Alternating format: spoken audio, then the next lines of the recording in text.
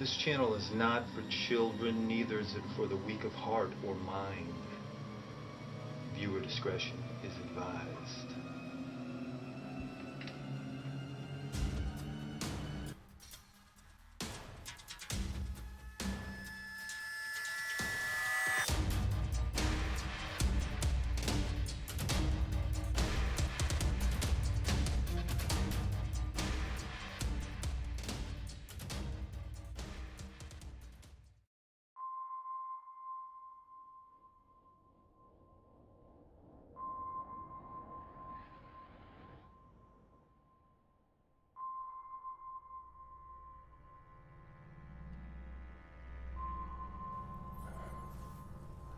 I really hate what's going on right now, the state of politics and race relations.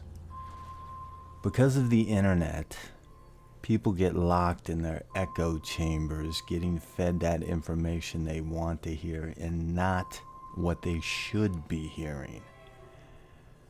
They don't get a variety of opinions, no. Now they just narrow it down so they can hear that which validates what they already believe. Confirmation bias.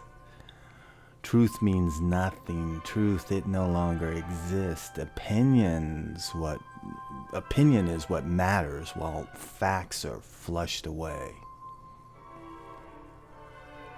On this channel, I don't like discussing politics. It really annoys the fuck out of me.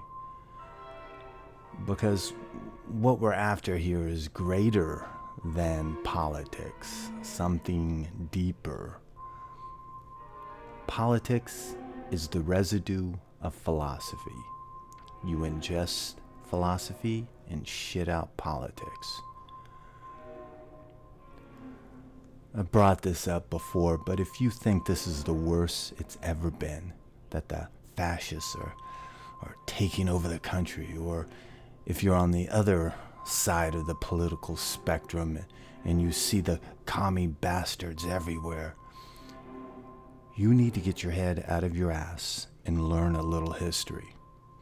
So, boys and girls, I'm going to give you another history lesson.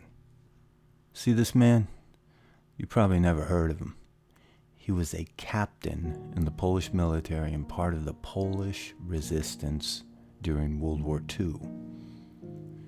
His name was Witold Pilecki, and there were many heroes during that war, but believe me, no one like this guy. So what makes him so special? This son of a bitch volunteered, I repeat, volunteered to be imprisoned in Auschwitz. He volunteered to go into that death camp to gather information so that the world could learn what was really going on in there. There he suffered beatings, torture, disease, and near starvation, while at the same time setting up a resistance movement numbering in the hundreds. He kept notes on what he saw, the atrocities, and secretly sent these messages out to get the information to the Western Allies. He even somehow built a fucking radio to help get the information to the outside world. But the Allies basically ignored him or didn't want to believe him. So after spending 2.5 years in hell just to get this information, what did this badass motherfucker do? He left.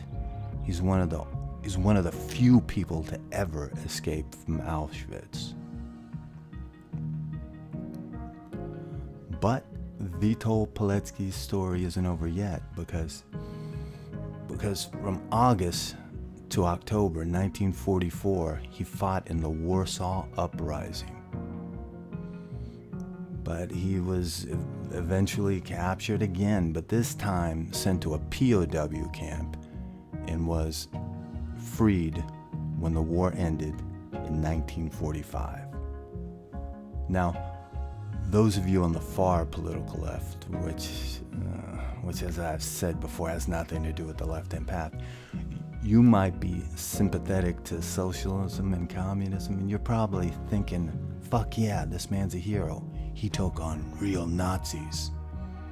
But not so fast, fuckos, because he also became part of the resistance against the communist government that took over Poland after the war.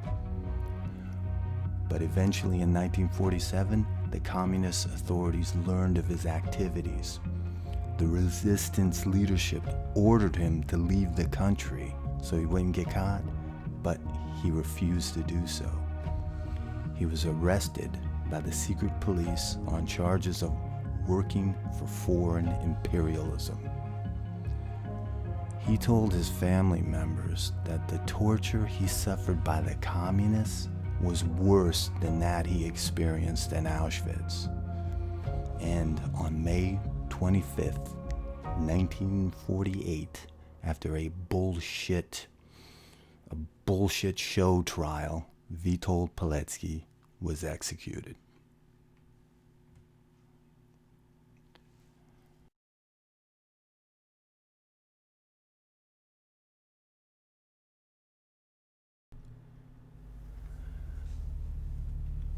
You might be thinking to yourself, what's the point of this story?